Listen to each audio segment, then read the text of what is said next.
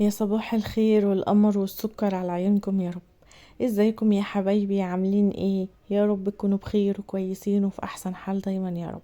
طبعا الفيديو النهاردة بعنوان امير عيد، يوم جديد، شمس بتبتسم، كله حياة. ومش عارف، مش حافظة الأغنية قوي بصراحة، بس أنا عايزة أوصل لكم الرسالة دي يعني.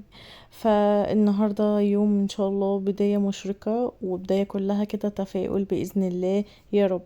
طبعا دلوقتي حبيت ان انا اصور فيديو معاكم اليوم من اوله، علشان خاطر كنت هعمل شوية حاجات تنظيفات في الشقة وكده، فقلت ابدأ معاكم اليوم بالفطار الاول واصور معاكم. خدوا بالكم انا اصلا ما كنتش هعمل حاجة لولا اني هصور، هو ده اللي شجعني ان انا اقوم واتنشط وابدأ اشتغل شوية في الشقة. هي الشقة الحمد لله ايديا فيها على طول، بس حبيت اعمل شوية كده حاجات عميقة شوية، مش الحاجات اللي بعملها على الهامش كل يوم. التراب كان شوية بدأ يهل عليا، فحبيت ان انا انضف واشم ريحة اللمعة كده والتنظيف كده العميق. عشان كده قلت بقى لا، انا هفتح الكاميرا ويلا بينا بقى ندردش مع بعض شوية وانا بنضف، اسلي نفسي بدل ما احبط وما اعملش حاجة اصلا، لان انا انسانة كسولة جدا جدا جدا من ساعة ما قعدت من الشغل، ومعرفش ماله الكسل عايز مني ايه. على قد الارهاق اللي كان الواحد فيه والتعب اللي انا كنت فيه، وكنت بتعب جدا جدا في شغلي ده قوي، وكنت يعني حرفيا بموت 100 مرة في اليوم بسبب الشغل. طبعا ده بيبقى يعني رزق، الحمد لله كنت بلاقي مرتب اخر الشهر، وكنت باخد جزائي اللي انا شقاية وتعبي طول الشهر. فوق ده كله اصلا ان كان اليوم بيتظبط، ان انا كنت بصحى بدري وبرجع انام بدري، واليوم كله تحسي كده ان هو مترتب. يعني انا كنت برجع من الشغل الساعة 2 اصلا، يعني كانت الدنيا كانت مترتبة معايا. ارجع انام ساعتين، اصحى مثلا اعمل الاكل وابدا بقى اشوف هعمل ايه في البيت، في تنظيف، في غسيل، في حاجات عايزة اعملها اغسلها والكلام ده كله. فمن ساعة ما قعدت من الشغل وانا حرفيا بنام 4 و5 الفجر، وبصحى الساعة مثلا واحدة ونص 2، وبصحى بقى كل يوم مخضوضة. يعني انا كل يوم بكرر نفس التجربة، يعني بعمل نفس الحاجة وبصحى مخضوضة، اللي هو كل يوم ابص في الساعة ايه ده بقت واحدة، واقوم كده مفزوعة من على السرير. طب ما انا عارفة ان انا هصحى متأخر كل يوم، لان انا بنام متأخر، فده طبيعي ليا ان انا اصحى متأخر. ده غير احمد بقى ابني اللي كان بيروح الحضانة، وكان خلاص بدأ يتأقلم مع جو الحضانة، وخلاص بقى يقول لي دلوقتي عايزه اروح للميس وعايزه اروح الحضانه. قعدته، لان انا مفيش حد، يعني مش بصحى بدري زي ما كنت بصحى، وبصحيه معايا والبسه واحضر له الفطار واجيب له عصير وانا ماشيه واوديه الحضانه بايديا وكده. فخلاص انا قاعده فهو قاعد معايا، بس ده اصلا انا عارفه ان هو غلط، بس يعني انا هاخد وقت على ما اتاقلم وابدا ارجعه الحضانه تاني. انا مستنيه بس الدنيا تتظبط معايا كده شويه، وان شاء الله هيرجع الحضانه تاني. الجو حلو جدا جدا، بحب الجو بتاع الشمس ده. الشمس داخله بيتي كده والدنيا منوره، بحب الجو ده قوي قوي.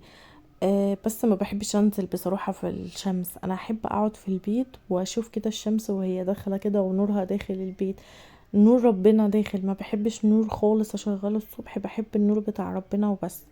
بدأت كده ان انا انضف تنظيفة سريعة، هي مش عميقة قوي، بس يعني ما مش بعمل كده على طول. يعني انا في العادي ان انا بكنس السجادة بالمكنسة، وكنت بلمع حواليها البلاط اللي ظاهر. السجادة دي بقى ممكن اشيلها مثلا مرة كل 3 اسابيع او حاجة، لان العملية بالنسبة لي مرهقة جدا، مش سهل عليا ان انا اشيلها على طول. هي اصلا كده كده احنا مش قعدتنا هنا، اصلا احنا قعدتنا بتبقى بره قدام الشاشة، فهنا يعني الدنيا بتبقى نظيفة على طول. هو التراب اللي بس من الشباك او من ان انت ما بتحطيش ايدك في الحاجة على طول، فالتراب تلاقيه بيتكوم على طول، فلازم ايدي تبقى في الحاجة عشان تبقى الحاجة نظيفة دايما. الركنة دي لازم تتنفض برضو، يعني كل اسبوع مثلا كده امسكها نفضها تنظيف بقى عميق، وساعات بجيب المكنسة كنسها واشيل التراب من جواها واشيل الشلل بتاعتها والكلام ده كله. عايزة اخد رأيكم في موضوع. واحدة صاحبتي متقدم لها عريس، بس عريس هي بتحبه وهو بيحبها وكل حاجة وعارفين بعض، مش عريس صالونات. بس هو عنده مشكلة، انا بالنسبة لي ممكن تكون مشكلة، بس بالنسبة لناس تانية ممكن ما تكونش مشكلة ولا حاجة. هو قاعد في بيت عيلة، هو يعتبر مثلا كبير اخواته، في اخ كبير اكبر منه وهو بعديه على طول، وتحتيه بقى اخواته الصغيرين لسه يعني شوية عليهم على الجواز. تمام. المهم ان باباه متوفي ومامته موجودة، يعني ربنا يديها الصحة وكل حاجة. بس هو يعني عايز ان هو لو اكل او شرب اكله، يعني مثلا الغدا مع مامته تحت، اكله وحياة وشرب وكل حاجة تحت. يعني هو ممكن يعتبر شقته دي مثلا، او هي تطلع على النوم بس، يعني من اول ما بتصحى من النوم تصحى تشوفها هتعمل ايه في مثلا في شقتها، او هتظبط ايه في روتينها، وبعد كده بتنزل بقى تشوف مامته بقى تروق مع اخواته وتظبط حاجة، تشوفوا هياكلوا ايه، وياكلوا سوا ويهزروا ويقعدوا مع بعض لحد ما يغلب عليهم النوم ويطلعوا يناموا. هي دي الحياة اللي هي صاحبتي هتعيشها بعد كده اذا يعني اتجوزت صاحب اللي هي اللي خاطبها ده اللي هي بتحبه. تمام، هو لسه ما كان مش خاطبها قوي يعني، ما خطبهوش يعني، بس يعني هو لسه في مشروع جواز ما بينهم. فهي بتقولي ايه رأيك، انا مش عارفة اعمل ايه، فقولولي انتوا لو مكانها، لو انتي ام وعندك بنت هتتحط في الوضع ده، هتوافقي ولا ترفضي ان هي بنتك تفضل قاعدة طول النهار عند حماتها تحت، وتاكلوا وتشربوا وتعملوا ياكلوا ويشربوا ويعملوا كل حاجة تحت، وتطلع على النوم بس؟ وانتي لو جالك عريس بالشروط دي هتقبليه ولا لا، حتى لو انتي بتحبيه؟ تمام. هنا انا كنت بقالي كتير جدا ما دخلتش اوضه الاطفال، انا اصلا مش بنام فيها، ولا يعني انا مقفوله على طول، بس بحب انضفها من وقت للتاني. بصوا، مع انها مقفوله والله، بس التراب يعني بصوا مش سايبني في حالي. اصلا اللي في الازازه دي ملمع الزجاج، انا كنت حاطاه في ازازه بخاخه صغيره، لان اصلا الازازه اللي جاي فيها مش فيها بخاخ اعرف ان انا ارش وامسح، فحطيتها في ازازه عندي فعشان خاطر ان انا اعرف امسح بيها. بدأت ان انا انضف التسريحة، وبعد كده برضو شلت السجاد وحاولت ان انا يعني انفض تنظيفة خفيفة للسراير. الملايات كانت نظيفة ما فيهاش اي حاجة، والشباك كان عليه كمية تراب رهيبة، والكومودينو طبعا، ووش السرير من فوق برضو نظفت كل التراب ده. وبدأت ان انا اشيل السجاد وادي وش كده، يعني يخلي يجدد نشاط الاوضه، برغم ان انا ما بفتحش الشباك ده خالص ولا بهوشها اصلا، بس يعني بحب ان انا ايه انضفها من وقت للتاني. الأوضة دي شهدت معايا ذكريات جميلة جدا جدا جدا. أول ما خلفت أحمد كنت أنا على طول قاعدة قايمة، بصوا في الأوضة دي ما بتحركش منها. كنت سايبة الأوضة بتاعتي وكنت قاعدة في الأوضة دي، كنت أنا بنام أنا وأحمد على سرير، وجوزي كان بينام على السرير التاني، وكنا حرفيا يعني كانت الأوضة دي يعني كانت أحلى أوضة بالنسبة لي. وفي الصيف كنت بفتح الشباك ده بالليل، كان بيجيب كمية هوا مش طبيعية.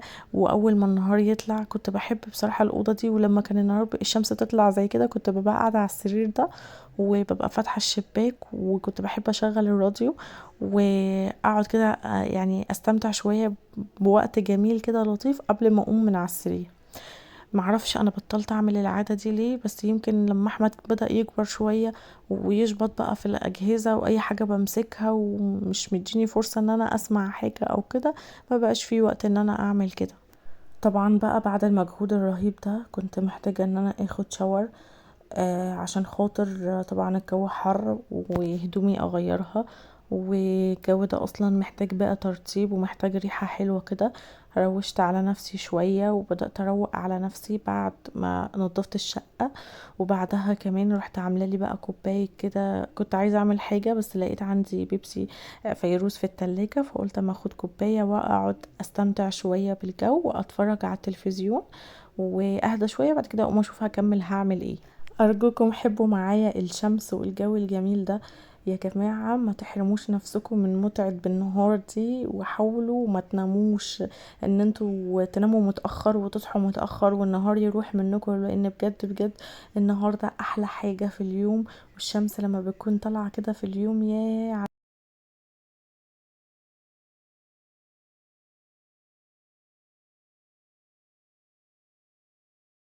استريحت شوية وقمت بقى اكمل اشوف هعمل ايه. حطيت مية عشان اسلق المكرونة، كنت عاملة الصلصة بتاعتها قبلها بيوم وكانت سهلت عليا كتير بصراحة، فما كانش فاضل غير اني اعمل المكرونة واسلق الفراخ واخلصها.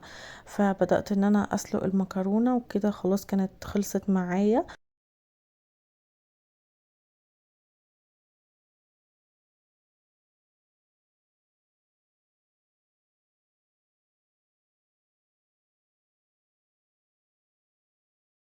طبعا خلاص الشمس راحت هنا وجينا لاخر النهار. بدأت بقى ان انا احط مية تاني علشان اسلق الفراخ. طبعا الفراخ دي انا بحب اقسمها علشان تكفي يوم واحد، والباقي نعمله في يوم تاني علشان يعني التدبير المنزلي وكده يعني. انا ست بيت موفرة جدا الحمد لله يعني. ف بصوا دي طريقة انا عرفتها من قريب، شفتها في فيديو كده، ان انتي تحطي منديل علشان على وش الحلة دي عشان تشيلي الريم. بس اللحمة بتبقى اكتر من الفريخ، تشيلي الريم بتاع المية بتاع الشوربة دي. بعد كده خلاص الفراخ طلعت معايا وجهزت، هبدأ بقى ان انا ادهنها بصلصة. صلصة المكرونة اللي كنت عاملاها امبارح والله يعني انا دي مش اي حاجة غير صلصة. طبعا كنت يعني عمالة اقول هجيب كاتشب علشان خاطر ما عنديش قوطة. انا طبعا القوطة ما بجيبهاش واخليها معايا صاحية كده، لا بجيبها واخزنها وافرزنها في الفريزر عصير، زي ما او عملت لكم فيديو قبل كده. بس قلت بقى هتصرف، جبت الصلصة بتاعة المكرونة ورحت بدأت ان انا اعملها كده وادهن بيها الفراخ. طبعا انا كنت زمان عند ماما قبل ما اتجوز كنت بحب ان انا هي على طول كانت معودانا يعني ان المكرونه بتبقى على طول على الصلصه، يعني احنا نعمل الصلصه ونكبها على حله المكرونه ويبقى كله على بعضه مكرونه بالصلصه. بس من ساعه ما اتجوزت وجوزي بيحب المكرونه لوحدها والصلصه لوحدها، فعودني ان انا اعمل كده. لو انا عملت كده زي ما ماما كانت بتعمل ما بياكلهاش وانا اللي بتدبس فيها. طبعا انا بقيت استاذة في الصلصة، ما كنتش بعرف اعملها اللي بقيت محترفة فيها. بصوا الفراخ بعد ما طلعت من تحت الشواية بقى شكلها عامل ازاي. هنا خلاص كان جوزي جاي من الشغل، بدأت بقى ان انا احضر الغدا بتاعنا يا جماعة الساعة 8:30 9 عادي، ده احنا بناكل مرتين في اليوم بس. باكل مرة لما بنصحى انا واحمد لوحدنا، والمرة التانية لما هو بيجي، ويبقى كده اليوم بتاعنا خلص. وبدأت ان انا احط الصلصة على المكرونة زي ما هو عايز. على فكرة حتى لو كشري هو بيحب كل حاجة تبقى لوحدها. انتوا عارفين لو عملت كده وحطيت كله في حلة واحدة والله الكشري ده انا اللي باكله. خلاص كده واليوم بتاعنا كده خلص، كفاية عليكم كده علشان ما تزهقوش مني. يا رب يكون الفيديو عجبكم، اتمنى بس لو عجبكم تعملوا لي لايك وتعملوا اشتراك في القناة وتفعلوا زر الجرس علشان اي حاجة انا بنزلها جديدة تنزل لكم. ودمتم بخير يا رب، واشوفكم في فيديو جديد ان شاء الله.